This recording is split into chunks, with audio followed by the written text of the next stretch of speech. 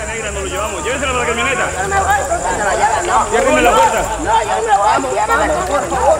Dionisio, Rafael, hijo. Se lo llevaron. C'est l'histoire d'un père qui a perdu ses deux fils dans la violence. Donc les deux fils, non seulement ils ont été tués, mais leur corps a été jeté dans le fleuve. C'est une action de paramilitaires qui cherche à faire disparaître les traces de toute violence. Et en fait, ces pères vont faire quelque chose d'impossible, c'est aller chercher ces corps-là dans un fleuve qui est énorme, en bravant l'interdit militaire d'aller les faire, en fait. C'est vraiment tout un périple de cet homme qui veut faire son deuil coûte que coûte. Je ne cherchais pas la métaphore, mais j'ai cherché absolument à faire comprendre que c'est un enjeu universel, qu'on peut même voir aujourd'hui dans le Covid, les gens qui ont perdu cette proche, qui sont partis sans deuil, à quel point les deuils est un élément fondamental pour continuer à vivre, justement. Deje d'escarbar. Mire que ya están los paras.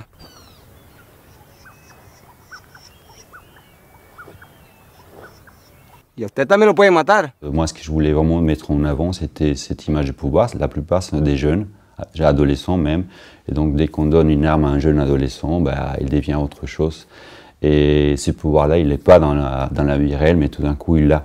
Et moi, je cherchais absolument pas la caricature, mais vraiment une représentation du pouvoir par là. Et en fait, notre José, les pères qui cherchent, il n'est pas du tout armé, mais comment il peut se confronter à ces caricatures. C'était très important pour moi parce qu'il y a à nouveau une dimension universelle. Je pense par exemple aux attentats ici, les jeunes djihadistes qui sont venus terroriser l'Europe et qui fissurent un peu cette image de sécurité, de calme.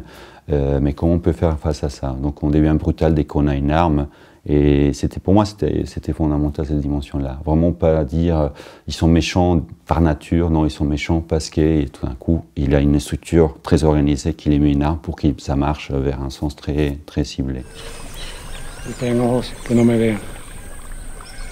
Si traen manos, que no me toquen. Si traen armas, que no me hagan daño. Líbrame de males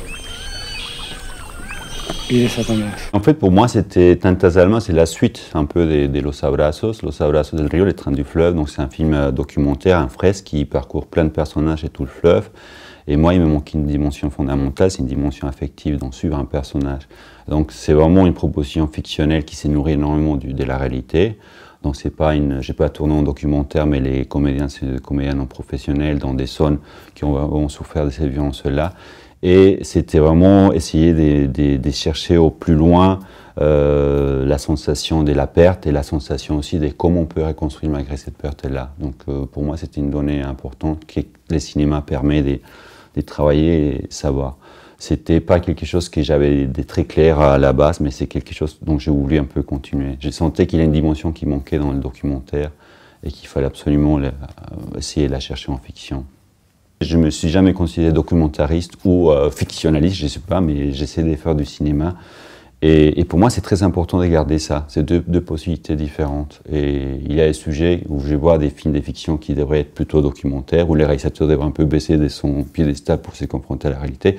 Il y a des documentaires où j'ai dit, tiens, prends une forme plus narrative, essaie de raconter quelque chose. Donc, pour moi, c'est important vraiment de garder un noyau documentaire au sein du cinéma de fiction. Donc, les deux communiquent sans problème, idéalement.